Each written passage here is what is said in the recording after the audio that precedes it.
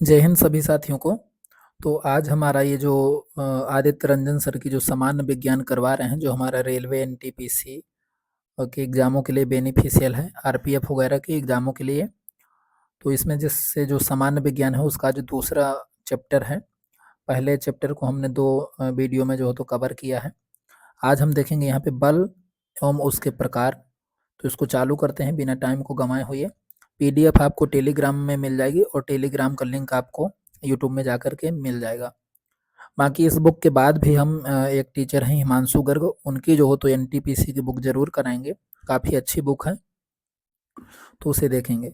देखते हैं यहाँ पे पहला हमारा पॉइंट क्या है।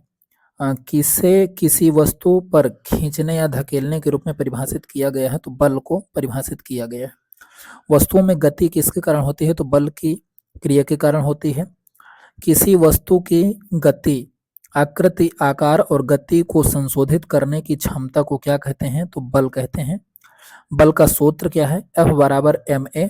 m क्या है यहाँ पे द्रव्यमान और a क्या है त्वरण। न्यूटन के दूसरे नियम से प्राप्त होता है यह सूत्र। ठीक है, कभी कभी क्वेश्चन ये आता है कि जो बल का सूत्र है किस न्यूटन के किस नियम से जो हो तो प्राप्त होता है, तो न्यूटन के दूसरे नियम से। वेरी इंपॉर्टेंट क्वेश्चन है ये। अगला क्वेश्चन है, किसी वस्तु पर समान मात्रा में तथा विपरीत दिशा में लगाया गया बल संतुलित बल होता है। ठीक है, किसी वस्तु पर असमान मात्रा में बल लगाया जाता है तथा वस्तु अधिक बल की दिशा की ओर गति करती है, इसे असंतुलित बल कहते हैं। ठीक है, इसका उदाहरण ऐसे समझिए कि मान के चलिए कोई भारी पत्थर है और उसे आप धक्का दे रहे हैं, तो ये तब तक संतुलित बल होगा जब तक पत्थर आपके धक्का देने से लुढ़क नहीं रहा है। लेकिन जैसे ही असंतुलित बल यानी जो आपका बल है वो पत्थर के द्वारा जो बल लगाया जा रहा है उससे अधिक होगा, तो फिर वो पत्थर लुढ़कना चालू हो जाएगा। अगला पॉइंट है, गति बदलने के लिए किस बल की आवश्यकता होती है, तो असंतुलित बल की आवश्यकता होती है, यानी एक बल को ज्यादा होना पड़ता है। ठीक है, खींचने या धकेलने की प्रक्रिया किस बल के कारण होती है, तो असंतुलित बल के कारण होती है। बल कितने प्रकार के होते हैं, तो संपर्क बल, असंपर्क बल। ठीक है, संपर्क बलों में कौन से बल शामिल हैं, तो पेशीय बल, घर्षण बल, स्प्रिंग बल, ये सभी क्या है, संपर्क बल हैं। आगे बात करें तो मांसपेशियों की क्रिया के कारण उत्पन्न होने वाले बल, तो ये पेशीय बल कहलाता है इसको। अगला पॉइंट है, गति की अवस्था बदलने के लिए कौन सा बल उत्तरदायी है, तो घर्षण बल। गति की अवस्था को यानी घर्षण बल लगेगा तो क्या होगा, गति हमारी धीमी होगी। ठीक है, अगला पॉइंट है, वह बल जो हमेशा विपरीत दिशा में काम करता है, दिशा में होता है, तो स्प्रिंग बल होता है। ठीक है, आगे बात करें तो किसी वस्तु पर लगने वाले बल को मापा जाता है स्प्रिंग संतुलन के द्वारा। अगला पॉइंट है, गैर संपर्क बल में कौन सा बल शामिल है, तो चुंबकीय बल, विद्युत स्थैतिकी बल, गुरुत्वाकर्षण बल। अगला पॉइंट है, किसी चुंबकीय वस्तु पर चुंबक द्वारा लगाया गया बल चुंबकीय बल कहलाता है। अगला पॉइंट है, एक आवेशित वस्तु द्वारा दूसरे आवेशित या अनावेशित वस्तु पर लगाया जाने वाला बल विद्युत स्थैतिकीय बल कहलाता है। आगे बात करें तो यहाँ पे क्या है, दो द्रव्यमान वाली वस्तुएं एक दूसरे पर कौन से बल लगाती हैं, तो गुरुत्वाकर्षण बल लगाती हैं। अगला पॉइंट है, किसी वस्तु के पृथ्वी की सतह पर मुक्त रूप से गिरने के लिए कौन सा बल उत्तरदायी है, तो पृथ्वी का गुरुत्वाकर्षण बल। अगला पॉइंट है, पृथ्वी के चारों ओर चंद्रमा की परिक्रमा किसके कारण होती है, तो पृथ्वी के गुरुत्वाकर्षण बल के कारण होती है। अब यहाँ पे हम घर्षण बल की बात कर लेते हैं। तो यहाँ पे संपर्क में आने वाली दो सतहों के बीच कौन सा बल उत्पन्न होता है, तो घर्षण बल। वस्तु की गति के विपरीत कौन सा बल होता है, तो घर्षण बल होता है। वह बल जो दो वस्तुओं के संपर्क में आने पर उनकी सापेक्ष गति का विरोध करता है यानी कम करता है, उसे घर्षण बल या विरोधी बल कहते हैं। अगला पॉइंट है, घर्षण बल निर्भर करता है दो सतहों के बीच संपर्क के क्षेत्र पर। यदि सरफेस बड़ा है तो घर्षण बल ज्यादा लगेगा। ठीक है, अब यहाँ पे देखते हैं थोड़ा सा, यदि हमारी वस्तु ये मान के चलिए इस डायरेक्शन में गति कर रही है, तो जो घर्षण बल होगा वो पीछे की ओर काम करता है। mg जो तो नीचे की ओर काम करेगा और r इसका जो अभिलंब है, mg का जो अभिलंब है वो ऊपर की ओर काम करता है। ठीक है, तो इसको थोड़ा सा आपको याद रखना है। बाकी जिन बच्चों ने इंटर और हाई स्कूल की जो हो तो साइंस ठीक से पढ़ी होगी उसके लिए आसानी है, बाकी नहीं तो समझ में कम आएगा। आगे बात करें यहाँ पे, जब बाईं ओर कोई बल लगाया जाता है तो घर्षण दाहिनी ओर लगता है, यानी विपरीत दिशा में। अगला पॉइंट है, यदि बल दाहिनी ओर लगाया जाता है तो घर्षण बल बाईं ओर लगता है। संपर्क में आने वाली दो सतहों पर अनियमितताओं के कारण घर्षण होता है। अनियमितताओं की संख्या कहाँ अधिक होती है? खुरदुरी सतहों पर। यदि खुरदुरी सतह होगी तो वहां पे घर्षण बल क्या होगा? ज्यादा होगा।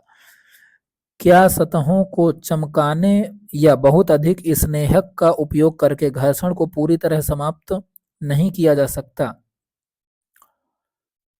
ये पूछ रहा है कि यदि सतहों पर हम क्या लगा दें, स्नेहक यानी ग्रीस, ये वगैरह तेल वगैरह लगा देते हैं, तो क्या घर्षण को पूरी तरीके से समाप्त कर सकते हैं? तो नहीं, पूरी तरीके से समाप्त नहीं किया जा सकता, क्योंकि इसमें कुछ अनियमितताएं होती हैं। ठीक है। बड़े पैमाने पर यदि अनियमितताओं की इंटरलॉकिंग से बचा जाए तो गति अधिक सरल होगी।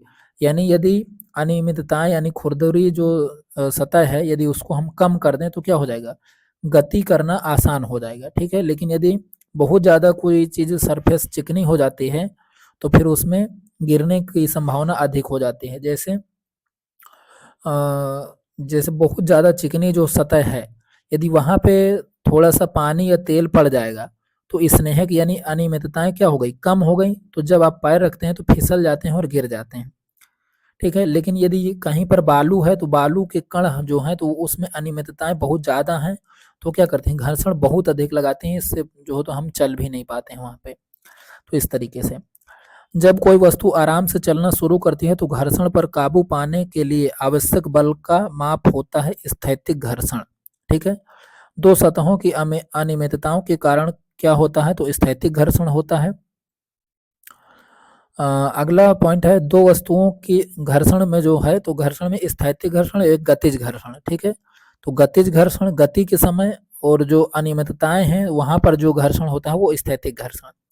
दो वस्तुओं की सतहों पर मौजूद अनियमितताओं के आपस में जुड़ने का परिणाम होता है स्थैतिक घर्षण। अगला है, गति की दिशा के विपरीत वस्तु पर लगने वाला घर्षण गतिज घर्षण। गतिज घर्षण को विभाजित किया जा सकता है स्लाइडिंग घर्षण और रोलिंग घर्षण। जब हम किसी चीज को घसीटते हैं तो वो क्या है? स्लाइडिंग घर्षण। और जब किसी चीज को लुढ़काते हैं वहां पे रोलिंग घर्षण। ठीक है। रोलिंग वस्तुओं द्वारा अनुभव किया जाने वाला प्रतिरोध रोलिंग घर्षण होता है। जब एक पिंड दूसरे पिंड की सतह पर लुढ़कता है तो उसके द्वारा अनुभव किया जाने वाला गति के प्रतिरोध को रोलिंग घर्षण कहते हैं। अगला है, घर्षण कम हो जाता है लुढ़काने से। यानी यदि हम कोई चीज लुढ़का रहे हैं, यानी लुढ़काएंगे तो उसमें क्या हो जाएगा? घर्षण कम हो जाता है। इसीलिए हम किसी वस्तु को घसीटने की जगह लुढ़काने का प्रयास करते हैं, और इसीलिए आज पहियों का आविष्कार हुआ। ठीक है। आगे बात करें तो किसी वस्तु को समान गति से गतिमान रखने के लिए आवश्यक बल का माप है स्लाइडिंग वाला घर्षण। आगे बात करें तो जब एक पिंड दूसरे पिंड की सतह पर फिसलता है तो एक विरोधी बल फिसलने की गति के विपरीत दिशा में कार्य करता है, जिसे स्लाइडिंग घर्षण कहते हैं। रोलिंग घर्षण किस कारण होता है? तो दो सतहों के बीच के संपर्क क्षेत्र के कारण होता है। यहाँ पे यदि बात करें तो सबसे अधिक वैल्यू किसकी होती है? स्थैतिक घर्षण की। स्थैतिक घर्षण यानी वस्तु चल ही नहीं रही है, रुकी हुई है, और यदि घर्षण बहुत अधिक है तो वो इसीलिए रुकी हुई है। फिर आएगा स्लाइडिंग घर्षण की वैल्यू, और फिर आएगी रोलिंग घर्षण। यानी रोलिंग घर्षण सबसे कम होता है, फिर स्लाइडिंग घर्षण सबसे ज्यादा, उससे ज्यादा, फिर स्थैतिक घर्षण उससे ज्यादा। आगे यदि हम बात करें यहाँ पे तो अगला पॉइंट है हमारा, हम दो सतहों के बीच घर्षण को कैसे बढ़ा सकते हैं? तो संपर्क बढ़ाकर। यानी यदि हम सरफेस एरिया बढ़ा देंगे तो घर्षण बढ़ जाएगा। ठीक है। हवा के भरे टायरों वाली साइकिल चलाना आसान होता है क्योंकि सड़क के साथ सतह का न्यूनतम संपर्क हो जाता है। यदि हम हवा भर देते हैं साइकिल के पहिए पे तो क्या हो जाता है? जो टायर होता है वो साइड साइड से सड़क की जो सतह को है वो क्या करता है? छोड़ता है। और बीच का टायर का बीच का एरिया सड़क पे लगा होता है, तो सरफेस एरिया क्या होता है? कम होता है। तो सरफेस एरिया यदि कम होगा तो क्या होगा? घर्षण कम लगेगा, और घर्षण कम लगेगा तो फिर हमें कंबल लगाना पड़ेगा। इसलिए यदि आपने कभी एज्यूम किया हो कि जिन साइकिलों के टायर बहुत पतले होते हैं, उनको चलाने में आसानी होती है, वो काफ़ी स्पीड से चलते हैं। आगे बात करते हैं यहाँ पे घर्षण बल के बिना क्या कठिन हो जाता है। तो गीले संगमरमर के फर्श पर चलना, यदि घर्षण नहीं होगा तो हम चल नहीं पाएंगे, गिर जाएंगे। घर्षण कैसे बढ़ सकता है? सतहों की खुरदुराहट को बढ़ा करके, ठीक है। स्नेहक ऐसे पदार्थ हैं जो घर्षण को कम करते हैं। अगला है जूते के तलवे, स्क्रू, बॉल बेयरिंग के में घर्षण के कारण क्या होता है? घर्षण के कारण घिस कर क्षतिग्रस्त हो जाते हैं। जो जूते के जो नीचे के जो कट्स होते हैं वो सब क्या हो जाते हैं? घर्षण के कारण घिस घिस के खत्म हो जाते हैं। अगला पॉइंट है जब हम हथौड़े से मांसपेशीय बल लगाते हैं तो कौन सा बल दीवार में लगी कील को स्थिर कर देता है? तो घर्षण बल, ठीक है। आगे बात करते हैं तो गुरुत्वाकर्षण बल की वह कमजोर या दुर्बल मौलिक बल जो ब्रह्मांड में प्रत्येक कण या पिंड के बीच उनके द्रव्यमानों के कारण कार्य करता है, उसे गुरुत्वाकर्षण बल कहते हैं। वह कौन सा सार्वभौमिक नियम है जो सभी पिंडों पर लागू होता है, चाहे उनका आकार या स्थिति कुछ भी हो? तो गुरुत्वाकर्षण बल सभी पे लागू होगा, चाहे उसका आकार कुछ भी हो, ठीक है। अगला है ब्रह्मांड में प्रत्येक वस्तु अन्य वस्तु को एक ऐसे बल से आकर्षित करती है जो उनके द्रव्यमान के गुणनफल के समानुपाती और उनके बीच के दूरी के व्युत्क्रमानुपाती होता है, अर्थात न्यूटन का गुरुत्वाकर्षण का सार्वभौमिक नियम। ये आप यहाँ पे फार्मूला देखेंगे, ये आप यहाँ पे देखेंगे तो ये फार्मूला आपको 12वीं में देखने को मिलता है, शायद फर्स्ट चैप्टर में। तो F बराबर G into M1 into R square. माफ करिएगा, यहाँ पे जो है तो वो जो 12वीं में मिलता है वो इलेक्ट्रिक से संबंधित जो हो तो वहाँ पे मिलता है, तो अभी मुझे वो चीज़ इतना याद नहीं रहा। यहाँ पे देखेंगे तो M1 क्या है? एक वस्तु का द्रव्यमान दूसरी वस्तु का द्रव्यमान और R दोनों के बीच की दूरी, और यहाँ पर जो F है तो उन दोनों के बीच में लगने वाला गुरुत्वाकर्षण बल है, और ये जो G है तो सार्वभौमिक गुरुत्वाकर्षण स्थिरांक है। तो ठीक है, इस तरीके से हम यदि किन्हीं दो पिंडों के बीच गुरुत्वाकर्षण बल की गणना करनी हो तो इस फार्मूले से कर सकते हैं। आगे यदि हम यहाँ पे देखें तो किसी वस्तु के पृथ्वी की सतह पर मुक्त रूप से गिरने के लिए कौन सा बल उत्तरदायी है? तो गुरुत्वाकर्षण बल। पृथ्वी के चारों ओर चंद्रमा की परिक्रमा किसके कारण होती है? तो गुरुत्वाकर्षण बल के कारण। चंद्रमा पृथ्वी के चारों ओर चक्कर लगाता है, जिसके कारण चंद्रमा द्वारा अभिकेंद्र बल लगता है। पृथ्वी का आकर्षण बल यानी पृथ्वी का गुरुत्वाकर्षण बल के कारण, जैसे यहाँ पर पृथ्वी है और यहाँ पर ये चंद्रमा है, तो चंद्रमा गति कर रहा है इस तरीके से, तो ये जो पृथ्वी अभिकेंद्रीय बल लगा रही है, क्या लगा रही है? सेंट्रीफ्यूगल फोर्स, ठीक है। तो चंद्रमा अंदर की ओर खींचा हुआ है और इसके अलावा चक्कर लगा रहा है, ठीक है। अगला क्वेश्चन है, अगला पॉइंट है ब्रह्मांड में सभी वस्तुएं किसी बल के कारण एक दूसरे को आकर्षित करती हैं, गुरुत्वाकर्षण बल कहलाता है। कौन सा असंपर्क बल सबसे कमजोर होता है?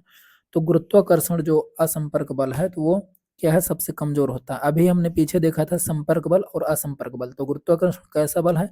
असंपर्क बल है, यानी संपर्क में नहीं है, दो वस्तुएं संपर्क में नहीं है, दूर दूर है, फिर भी काम कर रहा है, ठीक है। आगे हम जी की बात कर लेते हैं, गुरुत्वाकर्षण नियतांक की। तो यहाँ पे इसका मान पूरे ब्रह्मांड में नहीं बदलता, यह एक अदिश राशि है, ये आपको याद रखना है, और इसका मान पूरे ब्रह्मांड में नहीं बदलेगा, इसीलिए इसको स्थिरांक बोला जाता है, ठीक है, क्योंकि सभी जगह सेम रहता है। जी का मान कितना होता है? 6.67 गुणे 10 की घाते -11 न्यूटन मीटर स्क्वायर, ठीक है। तो ये आपको याद रखना है, पर किलोग्राम स्क्वायर। तो ये आपको याद रखना है, कई बार जो हो तो आता है जो हो तो क्वेश्चन में, ठीक है। जी का मान किसके द्वारा स्थापित किया गया? तो हेनरी कैवेंडिश ने इसको जो हो तो बताया था। जब वस्तुएं गुरुत्वाकर्षण बल के प्रभाव में गिरती हैं तो उसे कहते हैं मुक्त पतन, फ्री फॉल। जैसे हम ऊपर चढ़ जाते हैं 10 फ्लोर के ऊपर और वहां से बिना बल लगाए यदि हमने ऐसे पत्थर को पकड़ करके छोड़ दिया तो वो क्या बोलते हैं? मुक्त पतन कहलाता है, फ्री फॉल कहलाता है। जब दो वस्तुओं में से एक वस्तु पृथ्वी पर रहती है तो कौन सा बल महसूस होता है? तो पृथ्वी का गुरुत्वाकर्षण बल महसूस होता है। गुरुत्वाकर्षण बल केवल आकर्षण बल है।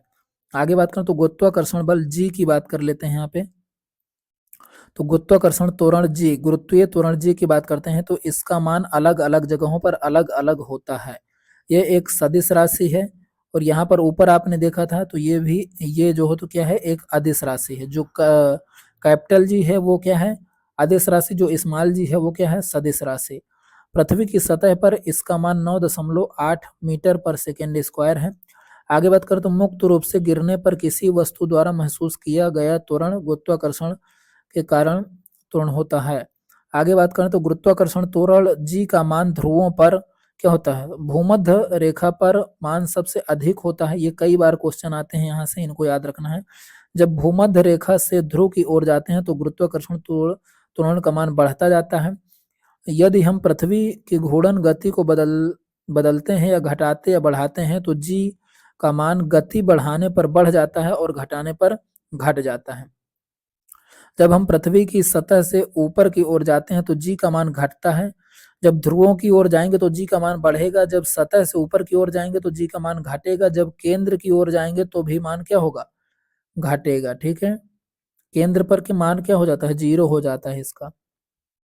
आगे बात करें यहाँ पे, जब हम पृथ्वी की सतह पे नीचे की ओर जाएंगे तो ये क्या हो जाता है, घट जाता है। ठीक है, और पृथ्वी के केंद्र पर गुरुत्वाकर्षण जी का मान क्या हो जाता है, 0 हो जाता है। ठीक है, आगे बात करें तो कैपिटल जी और स्मॉल जी के बीच में संबंध देखने के लिए, यदि हम पृथ्वी का द्रव्यमान m और त्रिज्या r मान लें तो यदि कोई वस्तु जो पृथ्वी की सतह पर स्थित है जिसका द्रव्यमान का स्मॉल m और सार्वभौमिक गुरुत्वाकर्षण के नियम के अनुसार F बराबर G small g into capital G upon R square. ठीक है,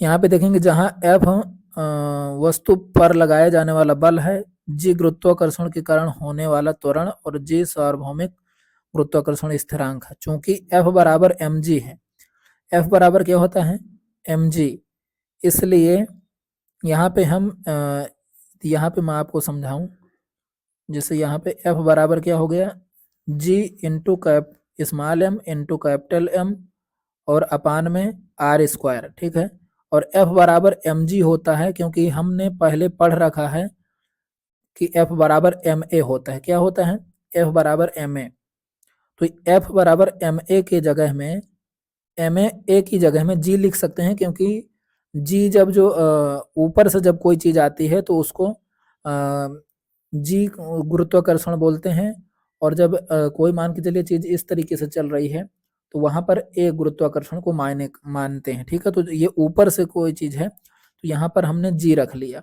अब यहाँ पे एफ की जगह में हम एम जी रख सकते हैं, और एम से एम यहाँ पे कैंसिल हो जाएगा।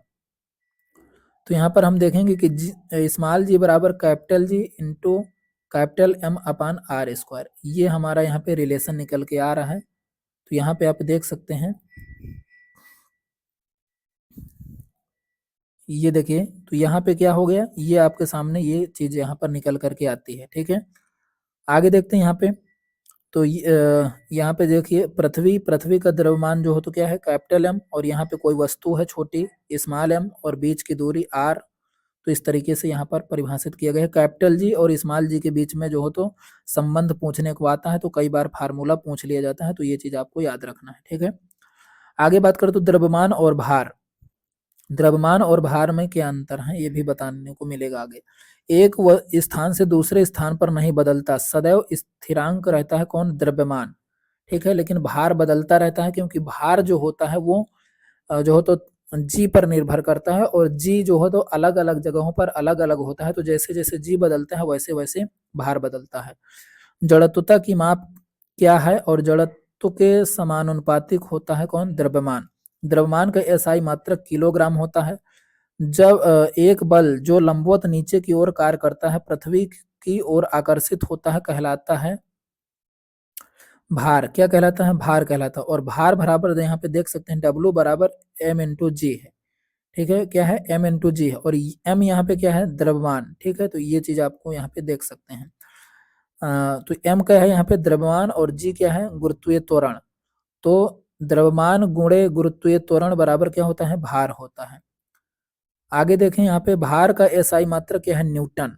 भार का एसआई मात्रक क्या है, न्यूटन। क्योंकि यहाँ पे यदि हम बात करें तो F बराबर क्या होता है, mg या ma।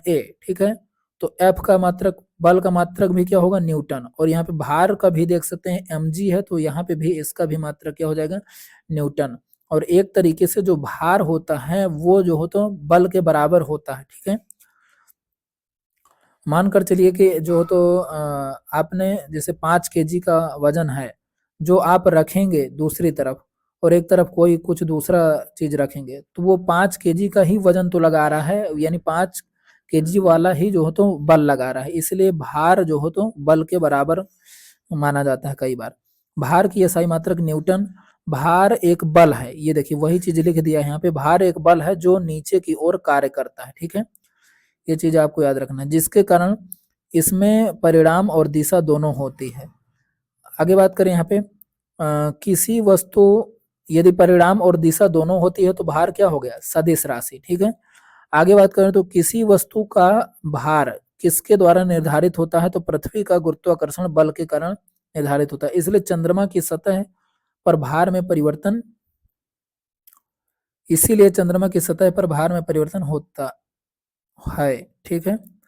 ये तो कम होता है, यहाँ पर पूरा नहीं लिखा, कम होता होगा, ठीक है। क्योंकि जो जी है तो चंद्रमा पर जो तो जी क्या है, जो पृथ्वी का जो जी है तो उसका 1/6 है, तो वहां पर भार में भी जो हो तो क्या होगा, कमी होगा, ठीक है। आगे मैं यहाँ पे बात करूँ तो चंद्रमा की सतह पर किसी वस्तु का भार पृथ्वी की सतह पर वस्तु के भार का 1/6 होगा, क्योंकि जो गुरुत्वाकर्षण जो जी का मान है तो वहां पर क्या है, जैसे मानकर चलिए कि यहाँ पर जी मानकर चलिए 36 लग रहा है, तो चंद्रमा में कितना लगेगा, 6 से डिवाइड करेंगे तो 6 छंग 36, 6 जो हो तो न्यूटन मीटर स्क्वायर का जो हो तो यहाँ पे वो लगेगा, ठीक है, जी लगेगा। तो इस तरीके से वहां पर भार भी कम महसूस होता है, और इसीलिए वहां पर लोग जब कोई वैज्ञानिक साइंटिस्ट जब जब गए हैं तो वहां पर थोड़ा सा वो लोग जंप कर पाते हैं। आगे देखते हैं लिफ्ट की गति। लिफ्ट में सवार व्यक्ति के वजन का समीकरण W बराबर m कोष्टक में g प्लस माइनस ए, ठीक है। यहाँ पर देखते हैं m जो है तो क्या है, लिफ्ट में सवार व्यक्ति का द्रव्यमान, W क्या है, लिफ्ट में सवार व्यक्ति का वजन, ठीक है। और यहाँ पे बात करें जी की तो गुरुत्वाकर्षण के कारण त्वरण, और ए जो है तो मशीन का त्वरण। अब यहाँ पे देखते हैं आगे, जब लिफ्ट एक समान वेग से ऊपर जा रही है, जब लिफ्ट एक समान वेग से ऊपर जा रही है तो यहाँ पर क्या होगा, ए जो है तो ए क्या है, जीरो हो जाएगा, यहाँ पे ए जीरो हो जाएगा, तो W बराबर mg के बराबर हो जाएगा, जो उसका वजन है जो W है तो क्या हो जाएगा, mg के बराबर हो जाएगा, ठीक है। यानी द्रव्यमान और गुरुत्वाकर्षण जी के जो होगा तो उसका मल्टीपल। अब आगे देखते हैं, इस स्थिति में भार क्या रहता है, अपरिवर्तित रहेगा। इस स्थिति में क्या रहेगा, भार अपरिवर्तित रहेगा। यदि आगे हम देखें, जब लिफ्ट एक समान वेग से नीचे आ रही है तो यहाँ पर भी ए क्या होगा, जीरो, और यहाँ पर भी mg रहेगा, तो यहाँ पर भी जो व्यक्ति का वास्तविक वजन है उतना ही महसूस होगा, तो यहाँ पर भी वजन अपरिवर्तित रहेगा। आगे यदि हम बात करें तो लिफ्ट यदि लिफ्ट त्वरण ए के साथ ऊपर जा रही है, तो यदि यहाँ पर त्वरण अलग लग रहा है, यानी समझिएगा बात को कि यदि यहाँ पे जो ए है वो एक्स्ट्रा त्वरण लग रहा है, ठीक है, एक समान गति से नहीं जा रही है, हर टाइम उसका त्वरण क्या हो रहा है, बढ़ रहा है, तो फिर यहाँ पर ए का कोई ना कोई मान होगा, तो यहाँ पर क्या हो जाएगा, mg प्लस एम ए, ये W बराबर क्या हो जाएगा, mg प्लस एम ए। तो इस स्थिति में लिफ्ट में सवार व्यक्ति का वजन बढ़ जाएगा, क्योंकि यहाँ पे mg भी आ गया और ma भी आ गया, तो W क्या हो जाएगा, इन दोनों का प्लस होगा, तो यहाँ पर क्या हो जाएगा, वजन इसको बढ़ा हुआ समझ में आएगा। आगे यदि हम यहाँ पे बात करते हैं, यदि लिफ्ट की रस्सी टूट जाए तो जो जी है, ये जो जी है, क्योंकि जी क्या होता है, ऊपर से जब हमारी चीज कोई जो हो तो गिरती है तो वो जी होता है, ठीक है, मुक्त अवस्था में।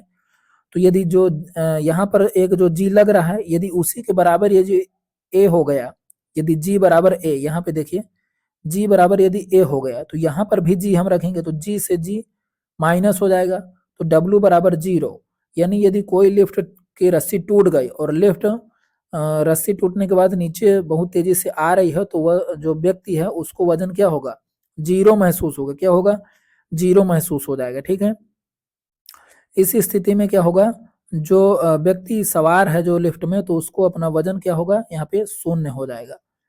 आगे यहाँ पे देखते हैं यदि ए जो हो तो क्या है, ग्रेटर देन जी है, ए जो हो तो ग्रेटर देन जी है और लिफ्ट नीचे जा रही है, यानी मान करके चलिए कि जो ए है वो जी जो मुक्त अवस्था से जैसे हम बॉल गिराते हैं उस अवस्था से नहीं, मान कर चलिए कि हमने बॉल को तेजी से फेंक दिया ऊपर से, तो उस हिसाब से जो हमारा जी होगा तो वो क्या हो जाएगा, लेस देन ए, क्या हो जाएगा, लेस देन ए हो जाएगा। उस अवस्था में जो ए है यहाँ पे बड़ा हो जाएगा, और यदि ए बड़ा हो जाएगा तो यहाँ पर जो जी है तो क्या होगा, फिर ये माइनस में आएगा, क्या हो जाएगा, ऋणात्मक हो जाएगा। तो डब्लू जो वजन है तो उसको जब ऋणात्मक हो जाएगा, ये व्यक्ति क्या करेगा, जा करके जो है तो लिफ्ट की छत से चिपक जाएगा ऊपर, ठीक है, इस अवस्था में। तो ये सारी चीजें आपको यहाँ पे याद रखना है। आगे यदि हम बात करें तो यहाँ पर देखते हैं अगला पॉइंट क्या है, गुरुत्वाकर्षण बल के द्वारा किया गया कार्य, गुरुत्वाकर्षण स्थितिज ऊर्जा। यहाँ पे देखते हैं जब किसी वस्तु को ऊंचे स्थान पर ले जाया जाता है तो गुरुत्वाकर्षण के विरुद्ध किए गए कार्य के कारण उसमें ऊर्जा प्राप्त होती है। इस ऊर्जा को गुरुत्वाकर्षण स्थितिज ऊर्जा के नाम से जाना जाता है, ठीक है। जैसे हम किसी वस्तु को ऊंचाई पर ले जाते हैं तो उसमें एक ऊर्जा आएगी, जैसे उस वस्तु को फिर हम नीचे फेंकेंगे तो उसमें एक एनर्जी बनेगी ना, इसीलिए फिर वो क्या होती है, स्थितिज ऊर्जा के रूप में स्टोर रहती है। आगे देखते हैं यहाँ पे तो जो डब्लू है, डब्लू बराबर एम जी एच, यहाँ पे हाइट पे डिपेंड होने लगती हैं चीजें, ठीक है। तो एम द्रव्यमान है, जी गुरुत्वाकर्षण त्वरण और जी एच क्या है, हाइट है। जमीन के ऊपर एक बिंदु पर किसी वस्तु के गुरुत्वाकर्षण स्थितिज ऊर्जा को इस प्रकार परिभाषित किया जा सकता है कि गुरुत्वाकर्षण के विरुद्ध उसे जमीन से उस बिंदु तक उठाने में किया गया कार्य। तो डब्लू बराबर क्या है, एम माइनस जी एच, तो यहाँ पर जो तो ये इसको कार्य बोल सकते हैं, ठीक है। आगे बात करते हैं यहाँ पे, गुरुत्वाकर्षण द्वारा किया गया कार्य किसके द्वारा निर्धारित होता है, तो किसी वस्तु की प्रारंभिक और अंतिम स्थिति के बीच ऊर्ध्वाधर ऊंचाई में परिवर्तन पर निर्भर करता है, ठीक है। तो ये चीज आपको यहाँ पे याद रखनी, इसी फार्मूले से यहाँ पे आप देख सकते हैं, यहाँ पर एच रखा है ऊपर। आगे देखते हैं यहाँ पे, वह वेग जिस पर कोई वस्तु फेंकने पर वापस नहीं लौटती पलायन वेग कहलाता है। पलायन वेग का मान 11.2 किलोमीटर पर सेकंड है। चंद्रमा का पलायन वेग 2.35 मीटर पर सेकंड है। पृथ्वी के निकट कक्षा में चक्कर लगाने वाले उपग्रह, ध्रुवीय उपग्रह, ये कई बार ये पॉइंट आते हैं तो इनको आपको याद रखना है, वेरी इंपॉर्टेंट है। मौसमी संबंधी जानकारी के लिए किसका उपयोग किया जाता है, ध्रुवीय उपग्रहों का प्रयोग किया जाता है। अगला पॉइंट है, वह उपग्रह कौन सा है जो पृथ्वी की सतह से लगभग 3600 किलोमीटर ऊपर भूमध्य रेखीय तल में घूमता है, तो भू स्थिर उपग्रह उसको बोलते हैं, पश्चिम से पूर्व की ओर चक्कर लगाते हैं, ठीक है, पृथ्वी के पैरेलल लगाते हैं। आगे यदि यहाँ पे बात करें तो एक सेकेंड, ठीक है, आगे यहाँ पे देखते हैं द्रव्यमान केंद्र। द्रव्यमान केंद्र की बात करें तो वह केंद्र जहां पर कोई वस्तु संतुलन में स्थित में रहती, संतुलन स्थिति में रहती है तो वो क्या कहलाते हैं, द्रव्यमान केंद्र कहलाता है उसे। द्रव्यमान का केंद्र वस्तु के अंदर या वस्तु के बाहर हो सकता है, ठीक है। जहां पर वस्तुएं बैलेंस होती हैं वही उसका द्रव्यमान केंद्र होता है। द्रव्यमान केंद्र का उदाहरण, बूढ़ा आदमी झुककर चलता है, ठीक है, क्यों, क्योंकि उसे द्रव्यमान केंद्र को बैलेंस करना है। पहाड़ पर चढ़ता हुआ व्यक्ति झुक कर चलता है क्योंकि यदि वो सीधा चलेगा तो उसका जो तो द्रव्यमान केंद्र है वो पीछे की ओर काम करने लगेगा और वो जो तो गिर जाएगा, ठीक है। भार उठाने वाले व्यक्ति झुक कर चलता है, ठीक है। आगे बात करें तो ट्रक में अधिक भार होने पर झुक कर चलता है।